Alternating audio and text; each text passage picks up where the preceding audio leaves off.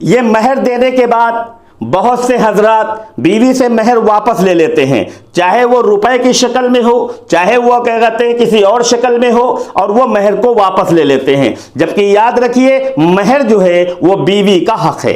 महर तर बीवी का हक है, चाहे वो जेवर की शक्ल में हो, चाहे वो पैसे की शक्ल में हो। जब आपने दे दिया उसको, अब अगर वो चाहे तो आपको कर्जा के तौर पर दे सकती है, वापस आपको कर्जे के तौर पर दे सकती है, और आप कर्जा ले सकते हैं उससे, यानी वो महर ले सकते हैं। अगर वो नहीं देना चाह रही है, या जबरन आप लेना चाह रहे हैं, या कोई दबाव बनाकर लेना चाह रहे हैं, तो फिर आप समझ लीजिए कि महर आपने उसकी अदा नहीं किया। आप खुशी के साथ, अगर वो बीवी आपको अपना हक देना चाहे या वो माफ कर दे, वो एक अलग चीज है। बाहर के महर माफ नहीं होती, आप पहले दीजिए, बाद में वो दे दे आपको वापस, वो एक अलग चीज है। तो जो हजरात जबरदस्ती अपनी बीवियों से महर को माफ करवाते हैं, वो कल जहन्नम के अजाब के लिए तैयार हो जाएं। या जो हजरात अपनी बीवियों का महर जो हक है उन पर वो अदा नहीं करते, वो भी कल अल्लाह के यहां जवाब देने के लिए तैयार हो जाएं।